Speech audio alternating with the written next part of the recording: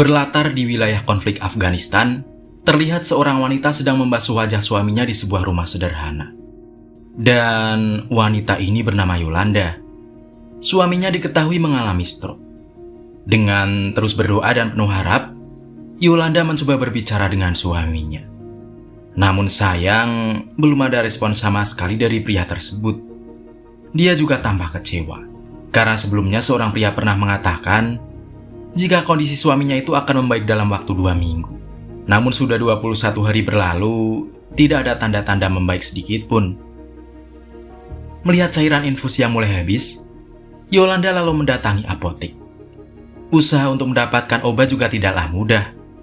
Karena selain situasi yang tidak aman akibat konflik, ternyata Yolanda memiliki banyak hutang di apotek itu. Yolanda pun terpaksa pulang dengan tangan hampa, sehingga hanya air yang dicampur gula dan garam saja yang bisa dia berikan sebagai ganti cairan infus untuk suaminya. Yolanda semakin pusing. Sosok tante yang selalu diandalkan sebagai tempat untuk meminjam uang, ternyata malah diam-diam sudah pindah dari kontrakannya. Saudara dari suaminya juga telah pergi entah kemana. Seolah mereka semua tak mau ikut dibuat repot dengan kondisi suami Yolanda yang tidak berdaya. Mirisnya lagi, tidak ada cukup uang bagi mereka untuk membeli air.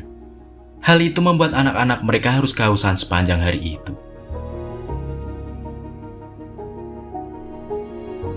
Esok harinya seseorang datang ke tempat Yolanda dan berniat mengajaknya untuk berdoa.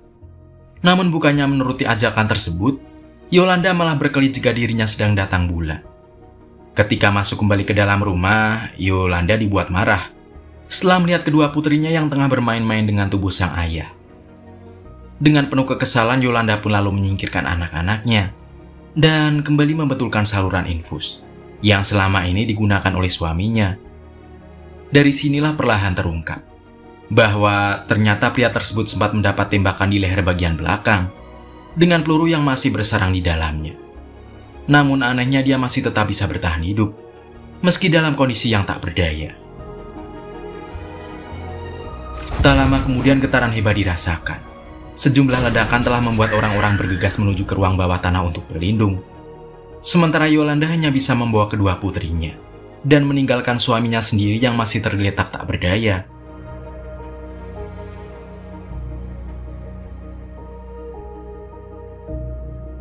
Setelah dirasa aman, Yolanda lalu kembali ke rumahnya dan langsung mengecek kembali kondisi suaminya.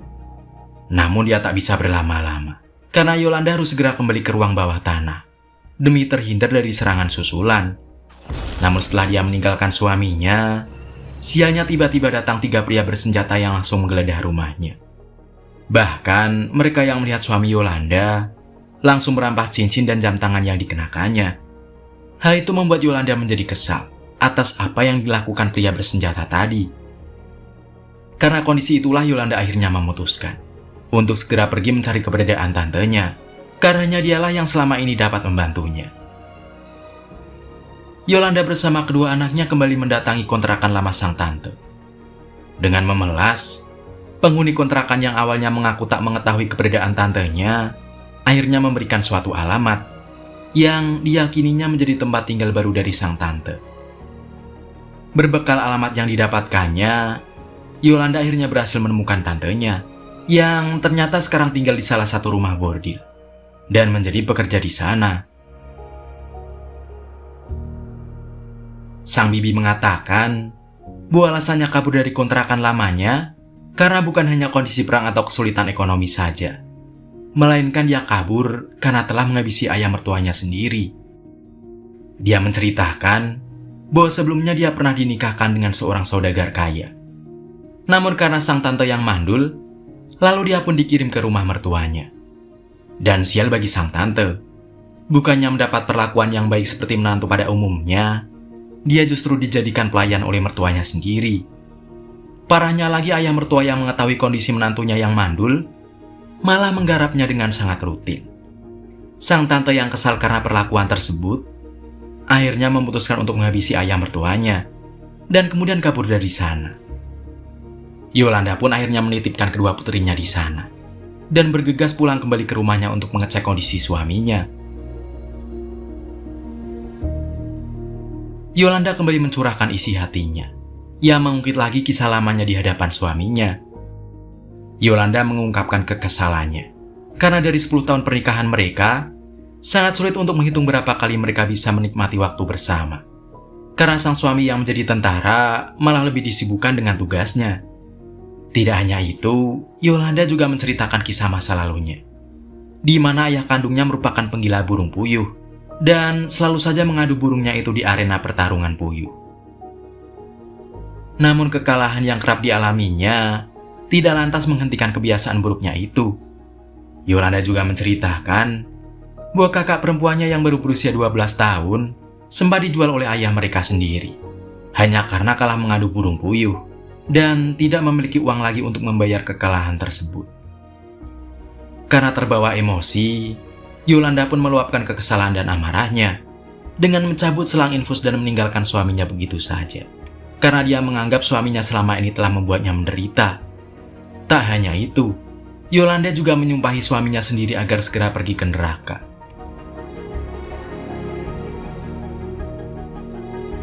Dia pun kembali ke rumah sang tante dan menceritakan apa yang dilakukan terhadap suaminya.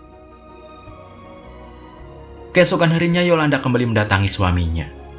Dengan penuh rasa bersalah dia pun memandikan suaminya, sembari terus bercerita tentang keluh kesahnya selama ini. Yolanda mengungkapkan betapa dia rindu akan kehadiran sosok suami dan menyayangkan suaminya yang terus berperang, hingga sangat jarang menyentuhnya. Sialnya lagi karena jarang bertemu dengan suaminya, dia malah sempat disangka mandul oleh mertuanya, hanya karena dia belum berhasil memiliki keturunan.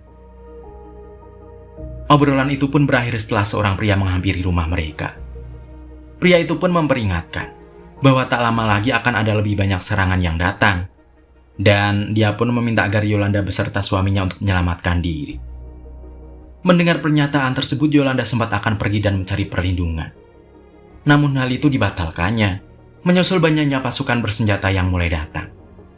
Yolanda kemudian menyembunyikan suaminya di dalam lemari, namun dia sendiri justru kini dibuat bingung, karena tak ada lagi tempat baginya untuk bersembunyi. Tak lama kemudian datang seorang pria yang langsung menodongkan senjatanya. Tak ingin terjadi hal buruk pada dirinya maupun suaminya, Yolanda pun hanya bisa terduduk dan mendengarkan setiap ocehan dari pria yang ada di depannya. Takut dijadikan budak, Yolanda kemudian mengaku jika dirinya adalah seorang penghibur yang terpaksa menjalani profesi tersebut karena didesak oleh kebutuhan ekonomi. Mendengar pengakuan Yolanda, pria tua itu seketika merasa jijik.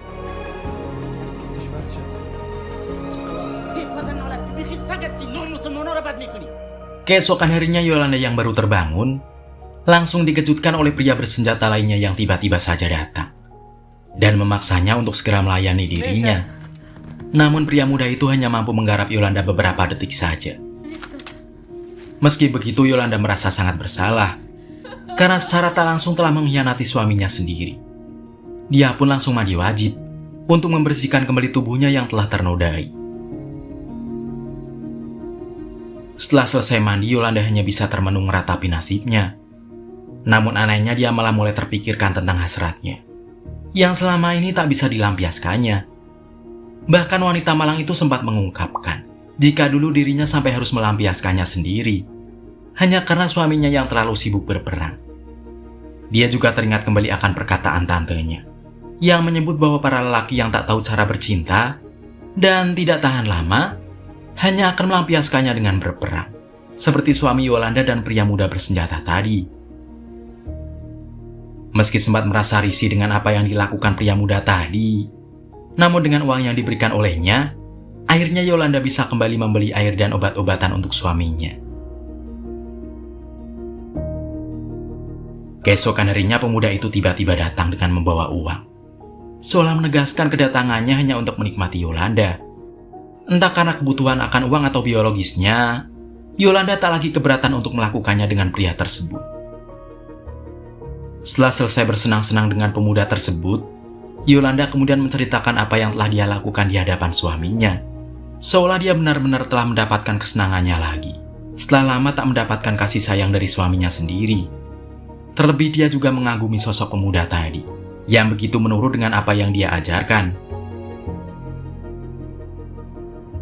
Di hari berikutnya saat Yolanda kembali pulang ke rumahnya, dia mendadak dibuat kaget dengan kondisi pagar yang telah diperbaiki. Dan itu ternyata perbuatan dari pemuda yang sempat bersamanya.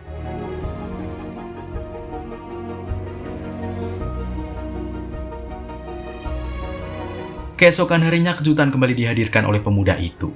Kali ini sebuah bingkisan berisi makanan dan perhiasan telah membuat Yolanda menjadi semakin tergila-gila dengan sosok pemuda tersebut. Dia yang menyadari akan kedatangan pemuda itu, kemudian langsung merias wajahnya dan mengenakan pakaian terbaiknya. Seakan-akan dia benar-benar bersiap menanti kedatangan pemuda yang telah memikat hatinya. Sembari menunggu kedatangan pemuda itu, Yolanda kembali mengungkapkan rahasia besar yang selama ini telah disimpannya rapat-rapat.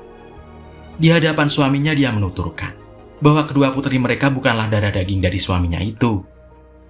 Dia mengatakan bahwa saat dirinya dituduh mandul, saat itu juga ibu mertuanya ingin menjodohkan anaknya itu dengan wanita lain. Namun Yolanda tak ingin kehilangan suaminya, lalu menceritakan masalahnya tersebut dengan tantenya. Melalui ide cemerlang sang tante, Yolanda dipertemukan dengan seorang pria yang disebutnya sebagai tabib. Padahal nyatanya pria itu adalah mucikari dari tantenya. Dan tante pun mengatakan pada mertua Yolanda bahwa tabib yang dibawanya bisa mengobati kemandulan. Dan tak sulit baginya untuk membuat Yolanda menjadi hamil. Melalui beberapa kali pertemuan dengan banyak pria, Yolanda digauli oleh pria yang tidak diketahui identitasnya. Hingga kemudian dia pun hamil. Dan terlahirlah anak pertamanya. Hal yang sama juga yang telah membuat Yolanda hamil untuk kedua kalinya. Namun sampai sekarang dia sama sekali tak mengetahui apakah yang menghamilinya adalah pria yang sama atau bukan. Secara ajaib suaminya yang tak lama tak sadarkan diri tiba-tiba saja membuka matanya. Seolah dia telah mendengar semua apa yang diceritakan istrinya selama ini. Termasuk dengan rahasia besar dari anak-anak mereka. Dengan penuh amarah suaminya berusaha meluapkan kesalahannya pada Yolanda. Namun apalah daya tubuhnya yang masih lemah. Hanya bisa sekedar memegangi leher istrinya saja. Sementara Yolanda malah meraih sebilah pisau dan menikamnya pada tubuh suaminya tersebut. Tak lama kemudian pemuda idaman Yolanda pun datang dan hanya bisa terdiam melihat kejadian yang ada di hadapannya. Sementara itu Yolanda yang baru saja menghabisi suaminya tampak tersenyum, seolah kini dia telah bebas dan dapat melakukan apapun dengan pemuda tersebut. Kemudian film pun akhirnya berakhir.